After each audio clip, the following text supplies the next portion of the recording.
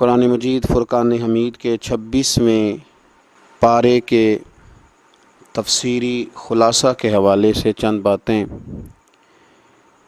اس پارے کا آغاز سورہ احقاف کے ساتھ ہو رہا ہے۔ اللہ کریم نے فرمایا حامیم تنزیل الکتاب من اللہ العزیز الحکیم، فرمایا اتاری گئی یہ کتاب اللہ کی طرف سے جو سب سے زیادہ غالب حکمت والا ہے۔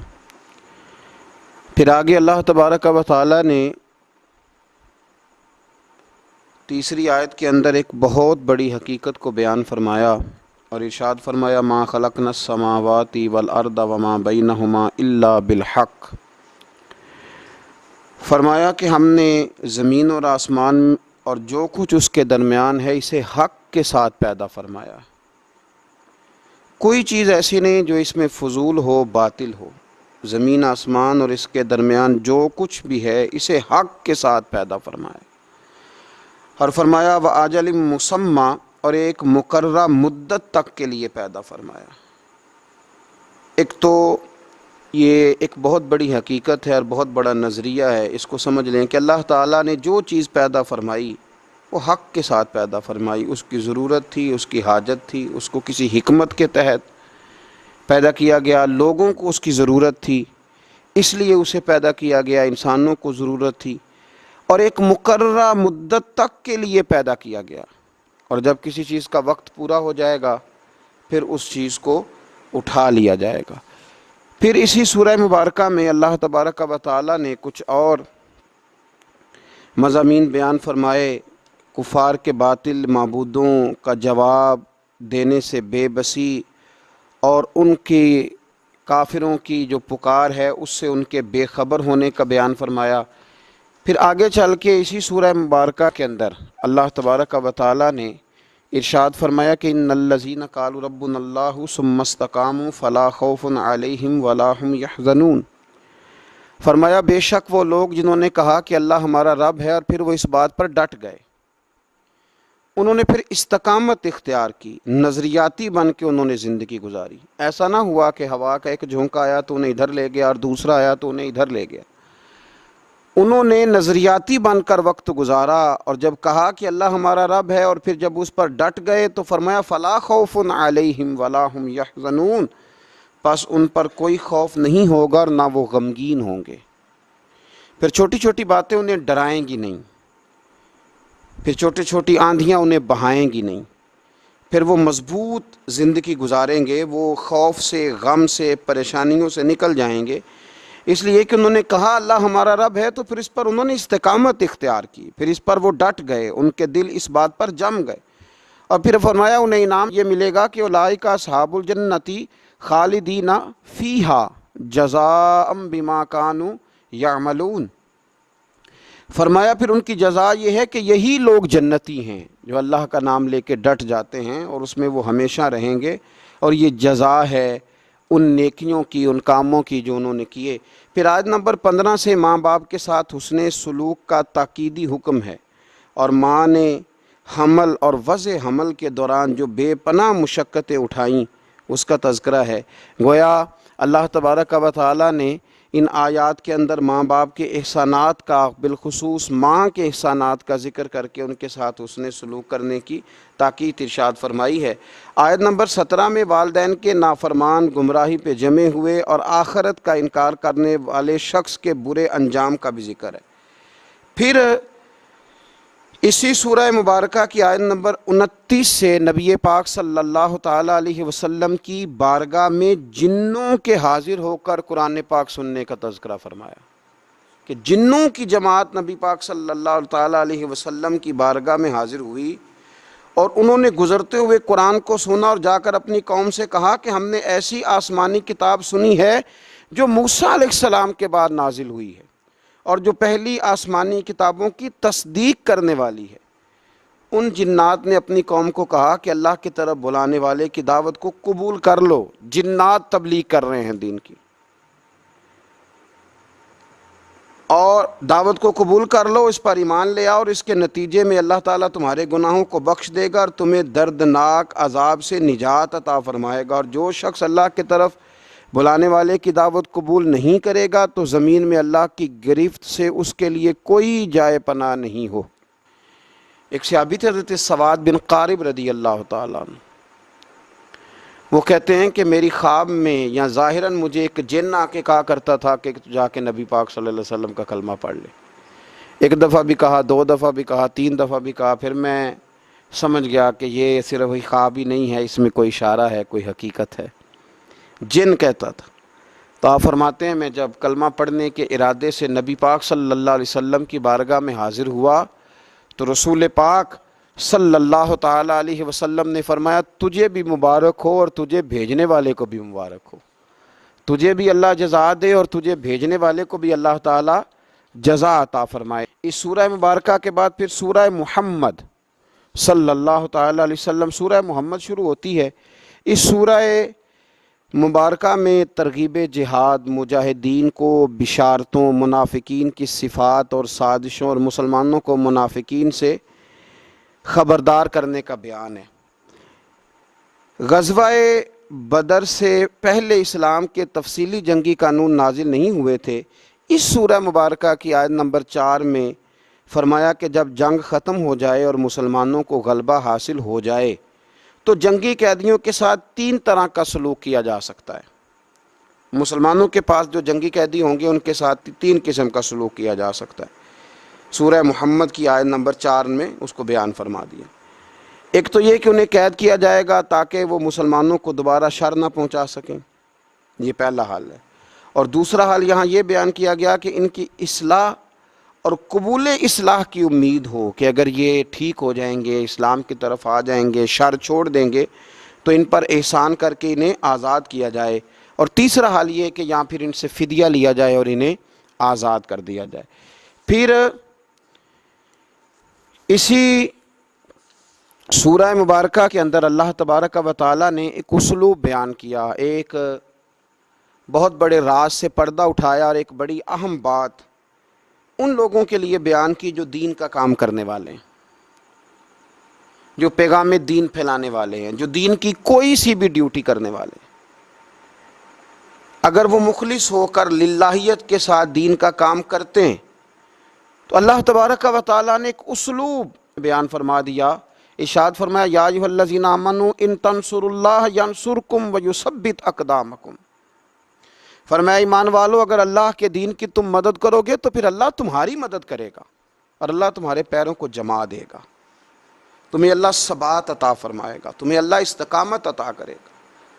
اگر تم خلوص کے ساتھ، للہیت کے ساتھ دین کا کام کرو تو اللہ تمہاری مدد کرے گا، تمہارے قدموں کو جمائے گا۔ لیکن اگر اس کے اندر تمہارے ذاتی مفادات ہیں، اگر اس کے اندر تم نے نام دین کا لیا ہے اور تم اس سے کما دنیا رہے ہو، رسول کائنات صلی اللہ تعالیٰ علیہ وسلم نے فرمایا جس شخص نے دین کا علم اس لیے حاصل کیا کہ وہ علماء سے بحث کرے گا یا جاہلوں پہ روب جمائے گا، اسے تو اللہ جنت کی خوشبو بھی عطا نہیں کرے گا۔ تو اگر تم اللہ کے دین کی مدد کرو، غلبہ دین کے لیے اپنا کردار ادا کرو، نفاذ دین کے لیے جد و جہد کرو گے تو اللہ تمہاری مدد کرے گا، اللہ تمہارے حال پہ رحم فرمائے گا، اللہ تمہارے لیے آسانیاں کر دے گا۔ تو یہ ایک ایسا بڑا اصول ہے جو ہر دین کا کام کرنے والے کو یاد رکھنا چاہیے کہ وہ یہ نہ کہے کہ پھر مجھے وسائل نہیں ملیں گے، پھر وہ یہ نہ کہے کہ میں آگے کیسے بڑھوں گا، پھر یہ کبھی نہ سوچے کہ میرے لیے اسباب کون پیدا کرے گا۔ وہ پہلے اپنے دل سے پوچھے کہ وہ دین کے کام میں مخلص ہے۔ ٹھیک ہے مشکلات آئیں گی اور وہ مشکلات کا آنا بھی اس کے لیے باعث راحت بنے گا، وہ مخالف ہوا کا آنا بھی اسے اونچا اڑا لے گا، لیکن وہ دین مصطفیٰ کریم علیہ السلام کی مدد کرے۔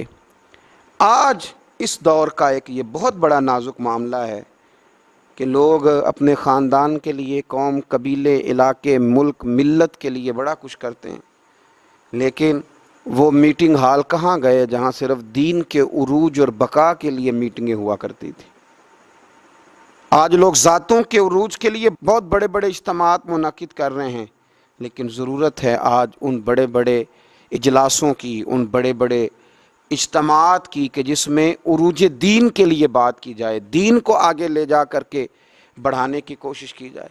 اول تو لوگ دین کا کام کر نہیں رہے اللہ ماشاءاللہ، اور جو کر رہے ہیں ان کو بھی اس قدر زیادہ تنقید کا نشانہ بنایا جاتا ہے اور اس قدر زیادہ آزمائشوں سے گزارا جاتا ہے کہ مشکلات دن بدن بڑھتی چلی جاتی ہیں۔ کوشش کریں دین کے لیے اپنا کردار ادا کریں، اور اگر آپ اور کچھ نہیں کر سکتے تو کم از کم جو لوگ دین کا کام کر رہے ہیں ان کے لیے خیر کا جملہ بولیں، ان کی اخلاقی آپ مدد کریں، آگے بڑھیں۔ اللہ ہمیں سمجھنے کی توفیق عطا فرمائے۔ اسی سورہ محمد کی آیت نمبر 29 میں فرمایا کہ جن لوگوں کے دلوں میں نفاق کی بیماری ہے، انہوں نے گمان کر رکھا ہے کہ اللہ تعالیٰ ان کے دلوں کے فتنے کو ظاہر نہیں کرے گا۔ کیا وہ یہ سوچتے ہیں کہ ہمارے دلوں میں اگر نفاق کی بیماری ہے تو ہماری اس بیماری کو ظاہر نہیں کیا جائے گا؟ حضرت انس بن مالک رضی اللہ تعالیٰ عنہ فرمایا کرتے تھے کہ سورہ محمد کی اس آیت کے نازل ہونے کے بعد پھر کوئی بھی منافق چھپا نہیں رہا، پھر جتنے منافقین تھے سارے ظاہر ہو گئے، ظاہر کر دیے گئے۔ اللہ تبارک و تعالیٰ نے پھر ان کے پردے کھول دیے۔ اس سے آگے پھر سورہ فتح شروع ہوتی ہے۔ اس صورت میں فتح مکہ کی بشارت بھی ہے، بیت رضوان بھی ہے، نبی پاک علیہ السلام کی تعظیم و توقیر کرنے اور منافقوں کے دلوں کے احوال کا بیان بھی ہے۔ اسی سورہ مبارکہ کے اندر اللہ تبارک و تعالیٰ نے ارشاد فرمایا کہ انا ارسلناک شاہدا و مبشرا و نذیرا، اے محبوب بے شک ہم نے آپ کو گواہ بنا کے بھیجا ہے، خوشخبری دینے والا اور ڈر سنانے والا بنا کے بھیجا ہے۔ یہ شانیں آپ کو دی ہیں لتؤمنوا باللہ ورسولہ، تاکہ لوگ اللہ پہ بھی مان لائیں اور اللہ کے رسول پہ بھی مان لائیں، وتعزروہ وتوقروہ، اور اے محبوب علیہ الصلوۃ والسلام پھر وہ آپ کی تعظیم اور توقیر کریں، وتسبحوہ بکرۃ واصیلا، پھر صبح و شام وہ اللہ کی پاکی کا بیان کریں۔ ہم نے آپ کو شانیں دی ہیں تاکہ لوگ ایمان لائیں اللہ رسول پر، وتعزروہ وتوقروہ، اور آپ کی تعظیم اور توقیر کریں تاکہ وہ ان کی یعنی نبی پاک صلی اللہ تعالی علیہ وسلم کی تعظیم اور توقیر کریں۔ یاد رکھیں دین کا کام کیا جائے، دین پڑھا جائے، لیکن استاد کی تعظیم نہ کی جائے۔ وہ کام ضرور ہوتا ہے لیکن اس میں لذت نہیں ہوتی، کام ضرور ہوتا ہے پر کیفیات سے خالی ہوتا ہے۔ صحابہ کرام علیہم رضوان دین کا کام بھی کرتے تھے، بڑی بڑی مشکلات میں بھی رہتے تھے، لیکن نبی پاک صلی اللہ تعالی علیہ وسلم کی تعظیم بھی انہیں ہمیشہ یاد رہتی تھی۔ ہر موقع پر جنگ ہو، صلح ہو، امن ہو، گھر ہو، سفر ہو، حضر ہو، ہر موقع پر انہوں نے رسول کائنات صلی اللہ تعالی علیہ وسلم کی تعظیم کا خیال رکھا۔ ادب مصطفیٰ صلی اللہ علیہ وسلم ایک منٹ کے لیے نہیں بھلایا۔ جب ایمرجنسی کے حالات ہوتے ہیں نا تو اس وقت کئی دفعہ مشکل ہوتی ہے، انسان کے لیے تعظیم کرنا مشکل ہو جاتا ہے ایمرجنسی کے حالات میں۔ یہاں اگر میرے کپڑے کو آگ لگ جائے تو آپ حضرت صاحب، علامہ صاحب، پیر صاحب، قبلہ نہیں کہیں گے، آپ کہیں گے محترم آگ لگ گئی ہے۔ اس موقع پر آداب کرنا ایمرجنسی میں یہ انسان کو یاد ہی نہیں رہتا۔ لیکن غارِ ثور میں جناب ابو بکر صدیق رضی اللہ تعالیٰ عنہ کے پیر کو جب سانپ نے ڈسا تو اگر آپ سیرت کی کتابیں اٹھا کے دیکھیں تو نبی پاک علیہ السلام نے پوچھا کیا ہوا؟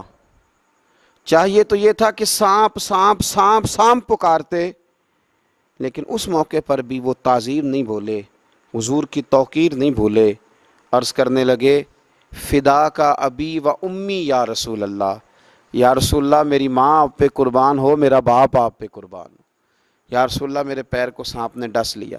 اور یہ بات کافروں کے دلوں میں رعب پیدا کرتی تھی، یہ چیز رعب پیدا کرتی تھی کفر کے دلوں میں کہ مسلمان اپنے نبی پاک علیہ السلام کی تعظیم کرتے۔ آج تو باقاعدہ اس پر کام ہو رہا ہے، محنت کی جا رہی ہے، جد و جہد کی جا رہی ہے کہ آپ دین کا کام کریں جی، آپ نرا ادب کرتے جا رہے ہیں، آپ نرا حضور کے نام کو چومتے جا رہے ہیں، آپ کام کریں۔ بھائی وہ کون سا دین کا کام ہے جو دین کا کام تو ہو اور اس میں حضور کی تعظیم نہ ہو؟ تعظیم مصطفیٰ ہوگی تو دین کا کام ہوگا، اس لیے کہ جب تک نبی پاک سے پیار نہیں ہوگا حضور کے مشن سے پیار کیسے ہوگا؟ جب تعظیم رسالت ہی نہیں ہوگی تو پھر بات آگے کرنے کا انسان کے پاس شوق ذوق اور جذبہ کیسے آئے گا؟ وہ عروہ بن مسعود ثقفی، بڑی معروف روایت ہے، بخاری میں موجود ہے، اور اسی موقع پر آگے وہ آیات حدیبیہ کے حوالے سے آ رہی ہیں، وہ یہاں آیا تھا اور اس نے جب نبی پاک صلی اللہ تعالی علیہ وسلم کے صحابہ کو حضور کی تعظیم و توقیر کرتے دیکھا، وضو کا بچا ہوا پانی چہروں پہ ملتے ہوئے دیکھا، کلی کا پانی اپنے چہروں پہ ملتے ہوئے دیکھا، تو اس نے پلٹ کے جا کے کفار سے کہا تھا، یار میں نے بڑے بڑے دربار دیکھے ہیں اور بڑے بڑے ادب دیکھے ہیں، میں نے وہ لوگ بھی دیکھے ہیں جو سجدے کراتے ہیں اپنے آپ کو معاذ اللہ، پر جو رنگ آج دیکھ کے آیا ہوں یہ کبھی نہیں دیکھا۔ یہاں توحید بھی عروج پہ ہے، لا الہ الا اللہ کی صدا بھی عروج پہ ہے، لیکن مصطفیٰ کا ادب بھی عروج پہ ہے۔ کیا کوئی سوچ سکتا ہے کہ کوئی صحابی ایسا ہوگا جس کے دل میں ذرا بھی شرک کا شائبہ ہوگا؟ ان کی توحید انہیں مجبور کرتی تھی کہ جس شانوں والے رب نے یہ شانوں والا رسول بھیجا، اس رسول کی تعظیم و توقیر کرنی چاہیے، اور وہ کرتے تھے۔ اے پائے نظر ہوش میں آ، یہ کوہ نبی ہے، آنکھوں سے بھی چلنا یہاں بے ادبی ہے۔ تو حضور کی تعظیم اور توقیر کو ہمیشہ ان لوگوں نے اپنے پیش نظر رکھا۔ آگے صلح حدیبیہ کے حوالے سے کچھ آیات آتی ہیں اسی سورہ فتح کے اندر۔ ہوا یہ کہ 1400 کے قریب صحابہ کے ساتھ نبی پاک صلی اللہ تعالی علیہ وسلم قربانی کے جانور لے کر احرام باندھ کر تشریف لے گئے عمرے کے ارادے سے، اور جب مقام حدیبیہ پر پہنچے تو کفار مکہ نے یہ پروگرام بنا لیا کہ کسی بھی صورت ہم اس قافلے کو مکے میں داخل نہیں ہونے دیں گے۔ رسول کریم صلی اللہ تعالی علیہ وسلم نے اپنے 1400 صحابہ میں سے بطور سفیر کے جن کو نامزد کیا وہ حضرت عثمان غنی رضی اللہ تعالیٰ عنہ۔ فرمایا عثمان غنی معاملہ فہم ہیں، باشعور ہیں، چیزوں کو سمجھتے ہیں۔ دیکھیے حضور کی نظر انتخاب حضرت عثمان غنی پہ پڑی، حضور صلی اللہ علیہ وسلم نے انہیں بھیجا، فرمایا جا کے قریش کو، کفار کو، مکے کے لوگوں کو، سرداروں کو یہ بتلاؤ کہ ہمارا مقصود لڑائی کرنا نہیں ہے، ہمارا مقصود مکے پہ چڑھائی کرنا نہیں ہے، ہمارا مقصود فقط اور فقط عمرہ کرنا، عمرہ کریں گے اور واپس چلے جائیں گے۔ حضرت عثمان غنی رضی اللہ تعالیٰ عنہ کو جب نبی پاک صلی اللہ علیہ وسلم نے وہاں بھیجا تو ایک خبر پھیل گئی کہ قریش مکہ نے تو جناب عثمان غنی رضی اللہ تعالیٰ عنہ کو شہید کر دیا ہے۔ اب صحابہ کے جذبات کے اندر جوش پیدا ہو گیا، جوش پیدا ہوا، ہر طرف سے ایک ہی صدا آتی تھی کہ ہم عثمان غنی کا بدلہ لیے بغیر یہاں سے نہیں جائیں گے۔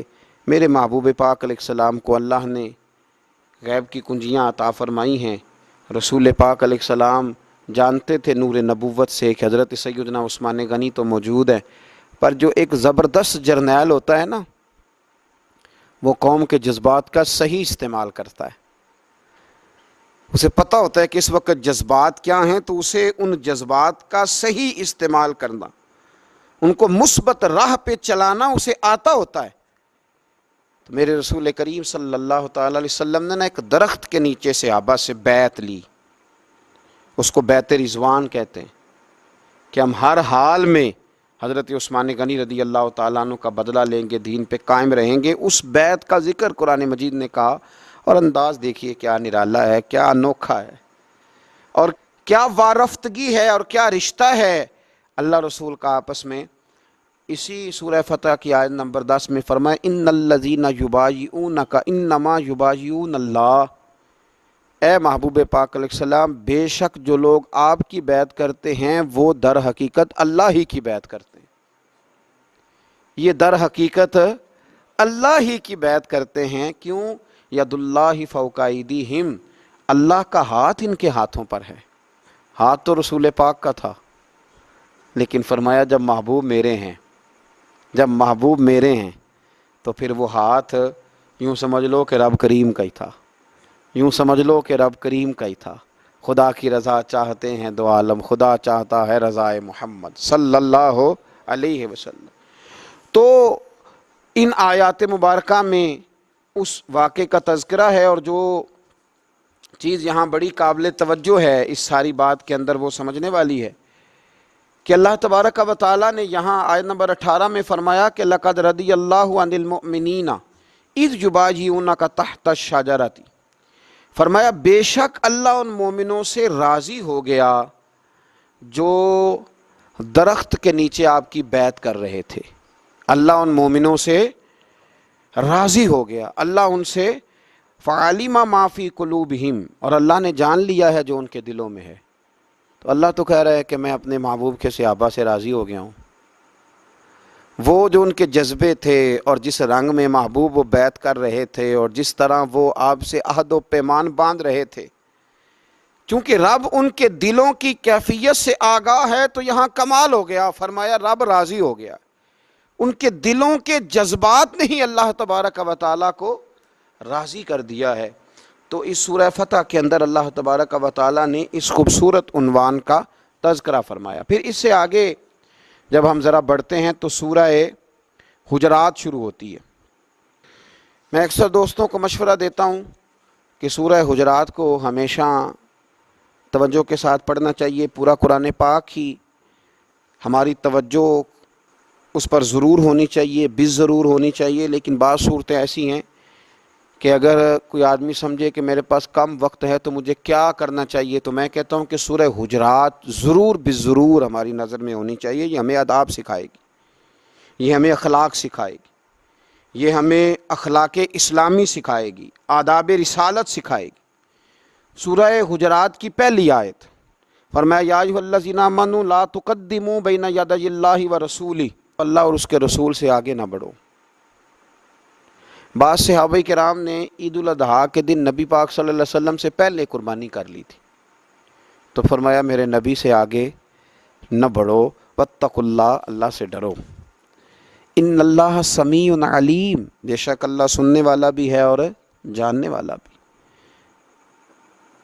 ہمیشہ چھوٹے جو ہوتے ہیں نا وہ بڑوں کے آداب بتاتے ہیں۔ استاد جی کے پاس اس طرح جانا، حضرت صاحب کے پاس اس طرح جانا، کسی بھی دربار کے جو آداب ہوتے ہیں وہ اس کے خدام بتاتے ہیں، کسی بھی آستانے اور خانقاہ کے جو آداب ہوتے ہیں وہ خدام بتاتے ہیں۔ یہ عرش کے نیچے عجیب آستانہ ہے میرے رسول کریم کا، کہ جس کے آداب رب کریم بیان فرماتا ہے، جس کے آداب اللہ بیان فرماتا ہے۔ ادب گاہ ہیست زیر آسماں از عرش نازک تر، نفس گم کردہ می آیت جنید و بایدین دی جا۔ اقبال کہنے لگے یہ ایک ایسا آستانہ ہے جو عرش سے بھی زیادہ نازک ہے۔ یہاں تو باجزید بستامی جیسے اور جنید بغدادی جیسے بھی آتے ہیں تو سانس روک کے آتے ہیں، سانس روک کے۔ اعلیٰ حضرت نے کہا نا حرم کی زمین اور قدم رکھ کے چلنا، ارے سر کا موقع ہے او جانے والے، ارے سر کا موقع ہے۔ آگے بڑھیے، آیت نمبر 2 دیکھیے۔ ایک صحابی تھے حضرت ثابت بن قیس بن شماس انصاری رضی اللہ تعالیٰ عنہ، سکل سماعت کا عارضہ تھا، ذرا اونچا سنتے تھے۔ تو جو آدمی اونچا سنتا ہے وہ بولتا بھی اونچا ہی ہے، وہ سمجھتا ہے شاید سارے ہی اونچا سنتے ہیں۔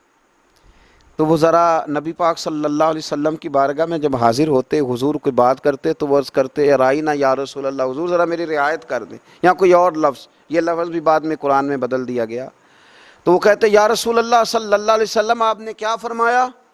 تو کئی دفعہ ان کی آواز اونچی ہو جاتی، یا روٹین میں بھی بات کرتے تو ذرا آواز اونچی ہو جاتی۔ تو اللہ تبارک و تعالیٰ نے کیا ارشاد فرمایا؟ فرمایا یا ایھا الذین آمنوا لا ترفعوا اصواتکم فوق صوت النبی، اے ایمان والو نہ بلند کیا کرو اپنی آوازوں کو میرے نبی کریم کی آواز سے، میرے نبی پاک کی آواز سے اپنی آوازوں کو بلند نہ کرو۔ حضور کی آواز کا جو لیول ہے، جس لہجے میں حضور بات کر رہے ہیں، تم نے اس لہجے سے دھیمے لہجے میں بات کرنی ہے۔ تمہاری آواز میرے محبوب کی آواز سے اونچی نہ ہو، وَلَا تَجْهَرُوا لَهُ بِالْقَوْلِ كَجَهْرِ بَعْضِكُمْ لِبَعْضٍ، اور فرمایا نہ زور سے آپ کے ساتھ بات کرو جس طرح تم ایک دوسرے کے ساتھ زور کے ساتھ بات کرتے ہو، اس طرح آپس میں تم کبھی بات کر لیتے ہو تو بے تکلف بھی ہو جاتے ہو، تو زور کے ساتھ بھی بات کر لیتے ہو، اس طرح چلا کر میرے محبوب کے سامنے بات نہ کرنا۔ ان تحبط اعمالکم، تمہارے سارے اعمال ضائع کر دیے جائیں گے۔ وانتم لا تشعرون، اور تمہیں خبر بھی نہ ہوگی تمہارے سارے اعمال ضائع کر دیے جائیں گے۔ یہ بہت سارے لوگ جو بے ادبی کر کے مانتے نہیں نا، کر بھی لیتے ہیں اور کہتے ہیں نہیں میں نے نہیں کی، اس کی وجہ یہ ہے کہ وانتم لا تشعرون، پھر انہیں شعور ہی نہیں رہتا، پھر وہ بے شعور ہو جاتے ہیں، پھر وہ مانتے ہی نہیں۔ اور اس سے اگلی آیت میں اللہ کریم نے فرمایا کہ اے محبوب جو لوگ جو ہیں نا، ان الذین یغضون اصواتہم عند رسول اللہ، فرمایا بے شک وہ لوگ جو اپنی آوازیں اللہ کے رسول صلی اللہ علیہ وسلم کے سامنے پست رکھتے ہیں۔ ذرا قرآن مجید کی ترتیب دیکھیے، فرمایا اولئک الذین امتحن اللہ قلوبہم للتقوی، فرمایا یہی لوگ ہیں جن کے دلوں کو اللہ نے تقوی کے لیے خاص کر لیا ہے۔ یہ باتوں کے متقی نہیں، نمازوں کے متقی نہیں، یہ جو حضور کا ادب کرتے ہیں، فرمایا یہ دل کے متقی ہیں، ان کے دل کو اللہ نے تقوی کے لیے خاص کر لیا ہے۔ لہم مغفرۃ و اجر عظیم، فرمایا ان کے لیے بخشش بھی ہے اور بہت بڑا اجر بھی ہے، ان کے لیے بخشش بھی ہے اور بہت بڑا اجر بھی ہے۔ اور پھر فرمایا محبوب جو آپ کو باہر سے آوازیں دیتے ہیں، حجروں کے باہر سے، ان میں اکثر لوگ ناسمجھ ہیں جو حجرے سے دروازے سے باہر کھڑے ہو کے آپ کو بلا لیتے ہیں، ان کو چاہیے تھا کہ باہر انتظار کرتے، یہی ان کے لیے بہتر تھا۔ یہ آداب بیان کیے جا رہے ہیں۔ پھر آیت نمبر 6 کے اندر ارشاد فرمایا کہ یا ایھا الذین آمنوا ان جاءکم فاسق بنبأ فتبینوا، اے ایمان والو جب کوئی فاسق خبر لے کے آئے نا تو اس کی تحقیق کر لو، ہر ایک کی بات نہ سن لو، اس کی پہلے تحقیق کر لو۔ ایسا نہ ہو کہ تم بے علمی میں کسی قوم کو ضرر پہنچا دو، کسی کو تمہاری وجہ سے تکلیف ہو جائے۔ تو اسی سورہ مبارکہ میں پھر اللہ تبارک و تعالیٰ نے کچھ اور خاص اخلاقی باتوں کا ذکر بھی ارشاد فرمایا۔ اسی سورہ کی آیت نمبر 10 میں فرمایا انما المؤمنون اخوۃ فاصلحوا بین اخویکم، فرمایا بے شک اہل ایمان بھائی بھائی ہیں تو ان میں صلح کرا دیا کرو۔ واتقوا اللہ لعلکم ترحمون، اور اللہ سے ڈرتے رہو تاکہ تم پر رحم کیا جائے۔ پھر اسی کی آیت نمبر 11 میں فرمایا کہ اے ایمان والو مذاق نہ اڑائے مردوں کی کوئی جماعت کسی دوسری جماعت کا، ہو سکتا ہے کہ وہ ان سے بہتر ہو، تم ان کا مذاق اڑا رہے ہو اور اللہ کی بارگاہ میں ان کا درجہ زیادہ ہو، اور نہ عورتیں دوسری عورتوں کا مذاق اڑائیں، ہو سکتا ہے وہ ان سے بہتر ہو۔ اور پھر یہ بھی ارشاد فرمایا کہ ولا تلمزوا انفسکم، ایک دوسرے کو عیب نہ لگاؤ، ولا تنابزوا بالالقاب، ایک دوسرے کے نام بگاڑ کے نہ لو۔ اور فرمایا یہ کتنی بری بات ہے مسلمان ہو کر فاسق ہو جانا۔ اور ہاں جو لوگ اس روش سے باز نہ آئیں گے یہ ظالم لوگ ہیں۔ پھر اس سے اگلی آیت میں ارشاد فرمایا کہ بدگمانی نہ کرو، کسی کے بارے میں بری سوچ نہ پیدا کرو۔ یا ایھا الذین آمنوا اجتنبوا کثیرا من الظن ان بعض الظن اثم، اے ایمان والو دور رہا کرو زیادہ بدگمانیوں سے، بے شک بعض گمان بھی گناہ ہے۔ ولا تجسسوا، جاسوسی بھی نہ کرو۔ ولا یغتب بعضکم بعضا، اور ایک دوسرے کی غیبت بھی نہ کرو، پیٹھ پیچھے برائیاں نہ کرو۔ اور ارشاد فرمایا کیا تم اب پسند کرتے ہو مردہ بھائی کا گوشت کھانا؟ گویا غیبت کرنا مرے ہوئے بھائی کا گوشت کھانا ہے، مرے ہوئے بھائی کا۔ انسان کا ویسے بھی یہاں لا کے رکھا جائے نا، کہہ دیا جائے معاذ اللہ انگلی کٹی ہوئی تو خوف سے لوگ کانپ جائیں گے، مرے ہوئے آدمی کی انگلی اور پھر اس کا گوشت کھانا مرے ہوئے بھائی کا، کس قدر صفاقی کی بات ہے۔ تو قرآن کہتا ہے تم غیبت کرتے ہو تو کیا پسند کرتے ہو مرے ہوئے بھائی کا گوشت کھانا؟ اگر پسند نہیں کرتے تو پھر واتقوا اللہ، اللہ سے ڈرو، ان اللہ تواب الرحیم، بے شک وہ توبہ قبول کرنے والا اور رحم کرنے والا ہے۔ اور اس سے اگلی آیت میں ارشاد فرمایا یا ایھا الناس انا خلقناکم من ذکر و انثی، اے ایمان والو ہم نے تمہیں ایک مرد اور ایک عورت سے پیدا کیا ہے، تمہاری اصل ایک ہے، تم جناب آدم اور حضرت حوا کے بیٹے ہو۔ وجعلناکم شعوبا وقبائل لتعارفوا، اور تمہیں جو مختلف قوموں اور مختلف خاندانوں میں بانٹا ہے وہ تو صرف تعارف کے لیے ہے۔ قبائل تو اس لیے بنائے کہ اونچ نیچ کے لیے نہیں کہ یہ بڑا قبیلہ ہے یا یہ چھوٹا قبیلہ ہے، یہ تو تعارف کے لیے تھا۔ ورنہ ان خلقناکم من ذکر و انثی، تمہیں ایک مرد اور ایک عورت سے پیدا کیا ہے۔ ان اکرمکم عند اللہ اتقاکم، ہاں اللہ کی نظر میں وہ زیادہ معزز ہے جو اللہ سے زیادہ ڈرتا ہے، جو زیادہ متقی اور پرہیزگار ہے۔ ان اللہ علیم خبیر، بے شک اللہ علم والا اور خبر والا ہے۔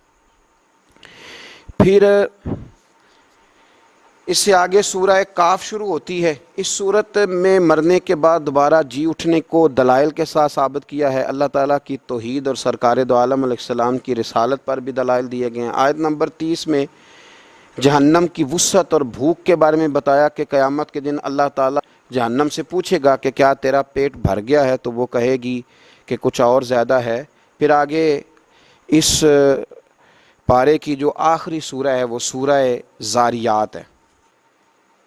اس سورت کے ابتداء میں ہواؤں، کشتیوں اور فرشتوں کی قسم کھا کے فرمایا کہ قیامت کا وعدہ سچا ہے اور قیامت آئے گی، یہ سچا وعدہ ہے۔ قسم کھا کے، رب کریم تو ویسے ہی کو بات کر دے تو اللہ سے زیادہ کس کی بات سچی؟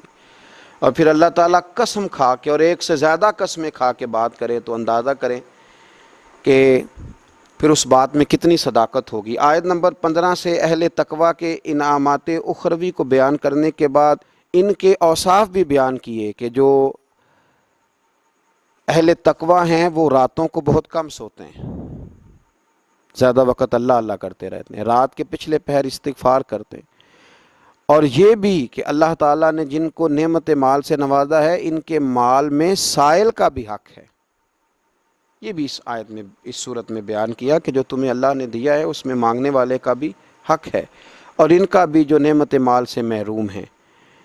آیت نمبر 58 میں فرمایا کہ بے شک اللہ ہی سب سے بڑا رزق دینے والا ہے اور سب سے زبردست قوت والا ہے۔ بعض اہل اللہ، بعض نیک لوگ کہتے ہیں کہ اس آیت کو کشادگی رزق کے لیے پڑھا جائے تو اللہ بڑی برکت عطا کرتا ہے۔ اس صورت کی آیت نمبر 58 کو اللہ تبارک و تعالی قرآن مجید کے فہم کی توفیق عطا فرمائے اور اللہ ہمیں سمجھنے کی توفیق عطا فرمائے۔ آخر دعوانا ان الحمد للہ رب